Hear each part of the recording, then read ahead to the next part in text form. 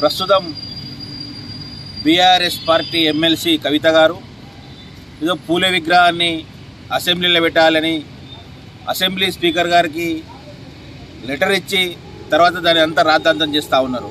ఏదో బీసీల పైన కపట ప్రేమ ఈరోజు వల్కబోస్తూ ఉన్నారు. నిజంగా కవిత గారి మాటలు చూసి ఈరోజు తెలంగాణ సమాజం సిగ్గుపడతా ఉంది. మరి 9.5 ఏళ్ళు అధికారంలో ఉన్నావు కదా, మీ అయ్యా ముఖ్యమంత్రి కదా, 9.5 సంవత్సరాలు మీరు ఎంపీగా పనిచేశారు కదా, తర్వాత ఓడిపోతే మేనేజ్మెంట్ కోటాలో ఎమ్మెల్సీ ఇచ్చారు కదా మీ అయ్యా. మరి బీసీలకు 9.5 సంవత్సరాలు మీరు ఏం చేశారు? బీసీ రిజర్వేషన్లు తక్కువ చేశారు, స్థానిక సంస్థల రిజర్వేషన్లు తక్కువ చేసిండ్రు, పంచాయతీరాజ్ రిజర్వేషన్లు కోత పెట్టారు. ఈరోజు మళ్ళీ ఇప్పుడేమో ఏదో కపట ప్రేమను వలకబోస్తూ బీసీలకు ఉద్యమం కోసం మేము ఉద్యమం చేస్తామంటారు. ఏం ఉద్యమం చేసినావు? మీ కల్వకుట్ల కుటుంబం కోసం ఉద్యమం చేసిండ్రు.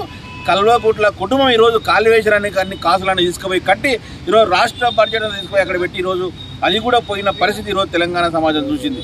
రాష్ట్రం అంతా అధోగతి పాలు చేసిండ్రు, రాష్ట్రాన్ని ఈరోజు అప్పులపాలు చేసిండ్రు. ఈరోజు 9.5 సంవత్సరాలు ఈరోజు ఏదో గాడిద పాలు తోయిందంట. ఇప్పుడు వచ్చి ఏదో మళ్ళీ అధికారం ఉన్న రోజు కొలికిండ్రు కదా, మీరు మీ కుటుంబం అంతా కొలికిండ్రు కదా, మళ్ళీ ఇప్పుడు గుర్తొచ్చిండ్రు ఆ బీసీలు.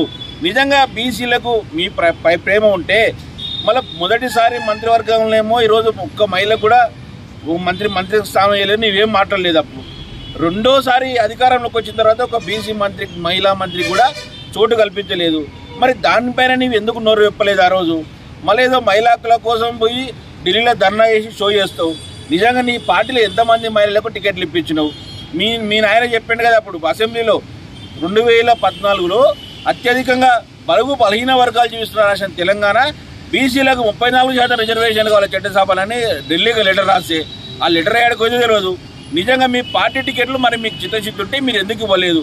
ఇవన్నీ కూడా తెలంగాణ ప్రజలంతా గమనిస్తూ ఉన్నారు.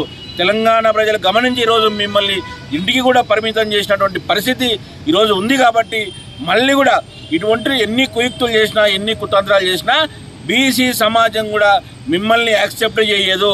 ఖచ్చితంగా బీసీలకు మీరు చేసిన ద్రోహాన్ని ఈరోజు మీరు ఎప్పటికి కూడా మీకు ఈరోజు రాజకీయ భవిష్యత్తు కూడా లేకుండా ఈరోజు కూడా బీసీ సమాజం చూస్తుంది. ఖచ్చితంగా ఇప్పుడు ముఖ్యమంత్రి రేవంత్ రెడ్డి గారు ఉన్నారు.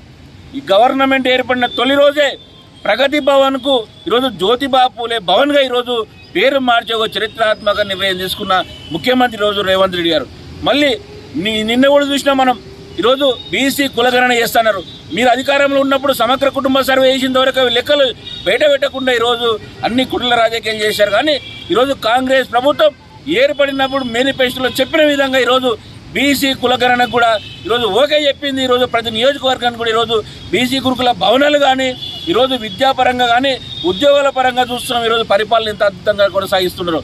కాబట్టి ఇకనైనా కూడా ఈరోజు ఇటువంటి కుటిల కుతంత్రాల రాజకీయాలు మాని ఈరోజు మంచిగా వ్యవహరిస్తే బాగుంటుందని చెప్పి ఈరోజు మేము కవితకు సూచిస్తా ఉన్నాం.